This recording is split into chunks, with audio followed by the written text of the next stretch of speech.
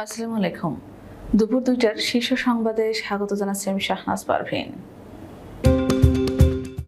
৩ থেকে ৪ দিনের মধ্যে পরিস্থিতি অনেকটা স্বাভাবিক হবে, স্বরাষ্ট্র উপদেষ্টা। শেখ হাসিনাকে নিয়ে কূটনৈতিক সংকটে ভারত। সোমবার বিদেশি কূটনীতিকদের ব্রিফ করবেন পররাষ্ট্র উপদেষ্টা। সচিবদের শাস্তির দাবিতে সচিবালয়ের সামনে বিক্ষোভ। ইউজিসি চেয়ারম্যানের পদত্যাগ। ইসলামী ব্যাংকের প্রধান কার্যালয়ে হামলা, ৫ কর্মকর্তা গুলিবিদ্ধ। হাতিয়ার সাবেক এমপি মোহাম্মদ আলী আটক। বাংলাদেশ ইস্যুতে ভারতের মিডিয়ায় ভয়াবহ প্রোপাগান্ডা। এবং ঢাকা সহ দেশের ১০ অঞ্চলে ঘন্টায় ৬০ কিলোমিটার বেগে ঝড়ের আভাস। শুনছিলেন শিরোনাম, এবার বিস্তারিত। দেশের বর্তমান আইন শৃঙ্খলা পরিস্থিতি এবং এই পরিস্থিতির উন্নয়নে অন্তর্বর্তীকালীন সরকারের চিন্তা নিয়ে গণমাধ্যমের সঙ্গে কথা বলেছেন স্বরাষ্ট্র মন্ত্রণালয়ের উপদেষ্টা এম সাখাওয়াত হোসেন। তিনি বলেন, পুলিশ এখনও পর্যাপ্ত বের হয়নি। পুলিশের ওপর আক্রমণ করে নির্মমভাবে অনেক পুলিশ সদস্যকে হত্যা করা হয়েছে। এটা সম্পূর্ণ বেআইনি। যদি কোনো পুলিশের কোনো অন্যায় হয়ে থাকে সেটা বিচার হবে তদন্তের মাধ্যমে। ইতিমধ্যে সেনাপ্রধানের সঙ্গে আমার কথা হয়েছে। সেনাবাহিনী তো পুলিশের মতো কাজ করতে পারবে না। তারপরও সেনাবাহিনী মানুষজনকে বুঝিয়ে আইন শৃঙ্খলা রক্ষার চেষ্টা করছে, কিন্তু সেনাবাহিনীরও সীমাবদ্ধতা আছে। পুলিশ যা করতে পারে তা সেনাবাহিনীকে দিয়ে হয় না, আবার সেনাবাহিনী যা করতে পারে তা পুলিশ পারে না। তবে ইনশাল্লাহ আগামী ৩ থেকে ৪ দিনের মধ্যে পরিস্থিতি অনেকটাই স্বাভাবিক হয়ে আসবে, একটু সময় লাগবে। ছাত্র জনতার গণ অভ্যুত্থানের মুখে শেখ হাসিনার পতনের প্রতিবেশী ভারতে কূটনৈতিক সংকট তৈরি হয়েছে। প্রতিদ্বন্দ্বী চীনকে মোকাবেলা করতে এবং ইসলাম ঘেঁষা বিকল্পকে রোধ করতে শেখ হাসিনাকে সমর্থন করেছিল নয়াদিল্লি। শনিবার বার্তা সংস্থা এএপির বিশ্লেষণে এসব কথা বলা হয়েছে। তবে ইন্টারন্যাশনাল ক্রাইসিস গ্রুপের বিশ্লেষক থমাস কিন বলেছেন, বাংলাদেশিদের দৃষ্টিকোণ থেকে ভারত কয়েক বছর ধরে ভুল পথে রয়েছে। ভারত সরকার ঢাকায় একেবারেই কোনো পরিবর্তন দেখতে চায়নি এবং বছরের পর বছর ধরে এটা পরিষ্কার করে দিয়েছিল তারা হাসিনা ও আওয়ামী লীগের কোনো বিকল্প দেখছে না। নোবেলজয়ী ডক্টর মোহাম্মদ ইউনূসের নেতৃত্বে অন্তর্বর্তী সরকারের নতুন পররাষ্ট্র উপদেষ্টা মোহাম্মদ তৌহিদ হোসেন চলমান পরিস্থিতি ও ভবিষ্যৎ কর্মপন্থা নিয়ে ঢাকায় নিযুক্ত বিভিন্ন দেশের রাষ্ট্রদূত, হাইকমিশনার সহ জাতিসংঘ এবং বিভিন্ন সংস্থার প্রধানদের ব্রিফ করবেন। পররাষ্ট্র মন্ত্রণালয় সূত্রে এ তথ্য জানা গেছে। মন্ত্রণালয়ের একটি সূত্র জানায়, নতুন পররাষ্ট্র উপদেষ্টা মোহাম্মদ তৌহিদ হোসেন গতকাল শনিবার প্রথম অফিস শুরু করেন। প্রথম দিন তিনি পররাষ্ট্র সচিব মাসুদ বিন মোমেনের সঙ্গে বৈঠক করেছেন। শেখ হাসিনা সরকারের সময় দায়িত্ব পালন করা সচিবদের শাস্তির দাবিতে বিক্ষোভ করেছে ছাত্র জনতা। একই সঙ্গে যারা এখন কর্মরত তাদের দ্রুত অপসারণ দাবি করেছেন তারা।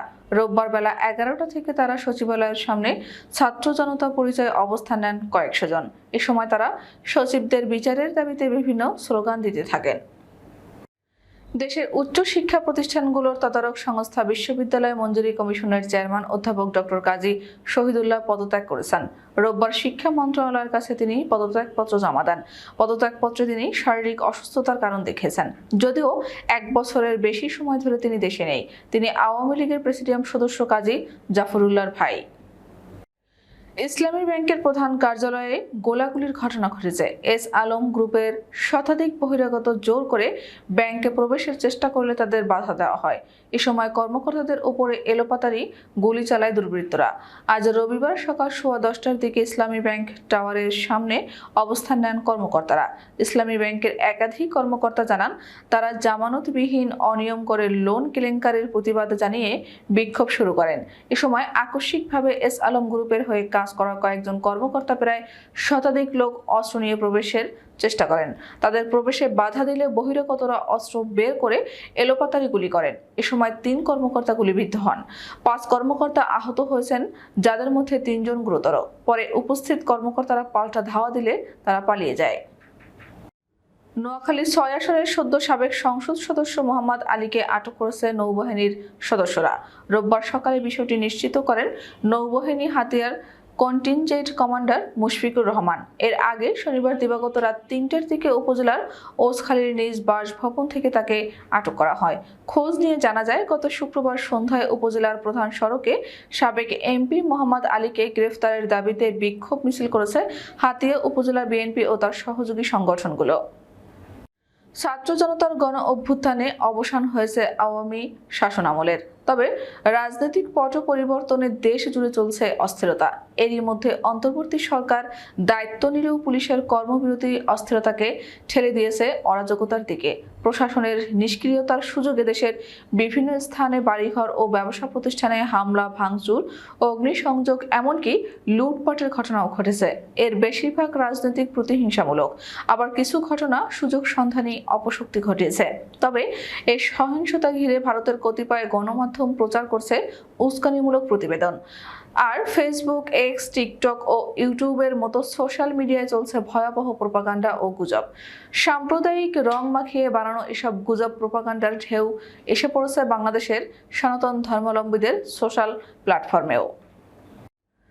দেশের 10টি অঞ্চলে ঘন্টায় 45 থেকে 60 কিলোমিটার বেগে ঝড় বয়ে যেতে পারে বলে জানিয়েছেন আবহাওয়া অধিদপ্তর। রোববার সন্ধ্যা 6টা পর্যন্ত দেশের অভ্যন্তরীণ নদীবন্দরগুলোর জন্য দেওয়া আবহাওয়ার পূর্বাভাসে এ তথ্য জানানো হয়। পূর্বাভাসে বলা হয়েছে, ঢাকা, খুলনা, বরিশাল, পটুয়াখালী, নোয়াখালী, কুমিল্লা, চট্টগ্রাম, কক্সবাজার, পাবনা এবং ফরিদপুর অঞ্চলের উপর দিয়ে দক্ষিণ অথবা দক্ষিণ পূর্ব দিক থেকে ঘন্টায় 45 থেকে 60 কিলোমিটার বেগে অস্থায়ীভাবে দমকা ঝোড়ো হাওয়া সহ বৃষ্টি অথবা বজ্রসহ বৃষ্টি হতে পারে। আমাদের পরবর্তী রাত 10টার শীর্ষ সংবাদ দেখার আমন্ত্রণ জানিয়ে এখনকার মতো বিদায় নিচ্ছি। দর্শক, ভিডিওটি শেষ পর্যন্ত দেখার জন্য আপনাকে অসংখ্য ধন্যবাদ। নিত্য নতুন সংবাদ পেতে আমাদের ইউটিউব চ্যানেলটি সাবস্ক্রাইব করুন ও নিয়মিত নোটিফিকেশন পেতে বেল বাটনটি ক্লিক করুন এবং আমাদের ফেসবুক পেজটিতে লাইক করুন। এছাড়াও আমাদের ভিডিওতে লাইক দিয়ে শেয়ার করুন। আল্লাহ হাফেজ।